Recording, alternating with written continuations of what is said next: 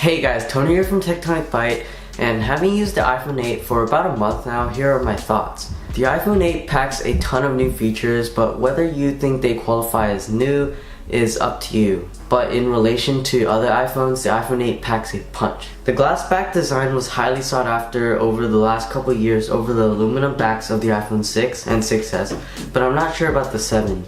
The glossy feel brings with it nostalgia from the iPhone 4 and 4S, as well as fingerprints galore.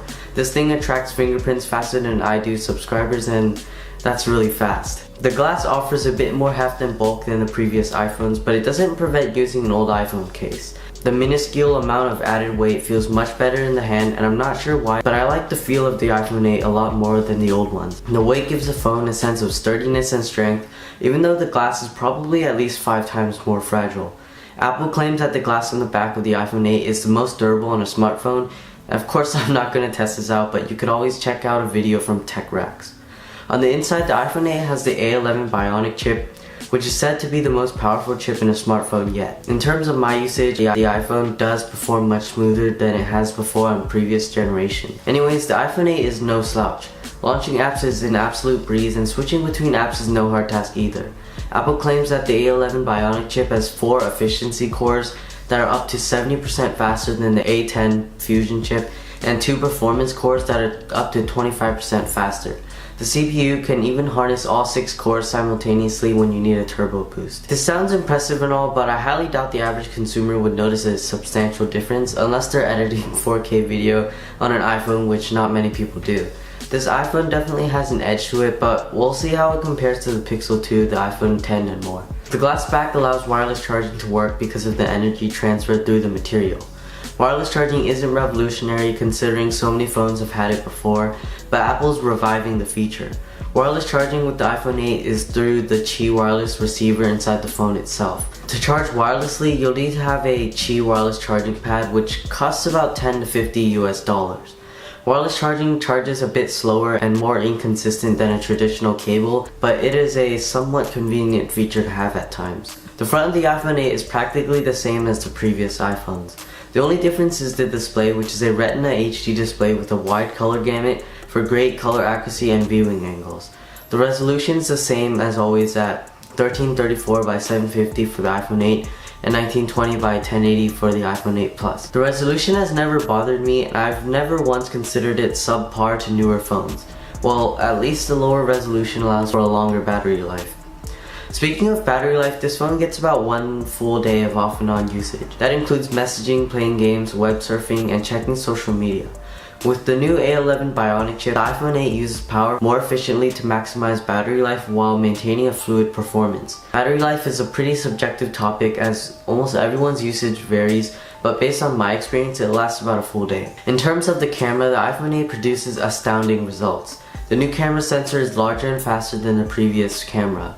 The iPhone 8's camera also features deeper pixels and better dynamic range for crisper and better exposed images. There's also image stabilization in both photos and videos.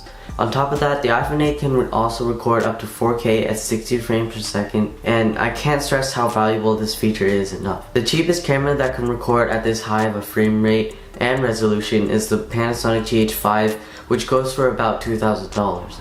If you record video, you'll understand that having the flexibility of 4K at 60 frames per second is extremely valuable for slowing down footage later on in post. Recording at such a high resolution does eat up a lot of storage quickly, but the base model of the iPhone 8 is thankfully 64 gigabytes. iOS 11 on the iPhone 8 has been relatively much less buggier and sluggish than previous generations of iPhone. I luckily haven't experienced any bugs on the iPhone 8 whatsoever, unlike this iPhone 6. On this iPhone 6, I've experienced such slow app startup speeds, crashing, and much more. AR isn't even supported on the iPhone 6 either, so the only reason to get iOS 11 would be if you wanted your phone to be buggy as hell. On the contrary, the iPhone 8 has been a beast, trudging through arduous tasks without any hiccups whatsoever. I keep saying this in my previous iPhone 8 videos, but I'll say this again. I think iOS 11 was primarily made and refined for the iPhone 8 and its hardware to maximize efficiency with the new A11 Bionic chip and augmented reality. It's possible that iOS 11 is just too advanced for older phones, which makes Apple look good and bad because they're advancing their devices too fast for their old hardware to catch up, and at the same time they can take this opportunity to take advantage by forcing people to upgrade to a newer phone for the reliability of iPhone and iOS. Bottom line is, iOS 11 generally performs much better on the iPhone 8 than it does on older phones, which is a good and bad thing. The stereo speakers in the iPhone 8 are pretty good and they sound equivalent to those on the iPhone 7. Here's a sound test at maximum volume.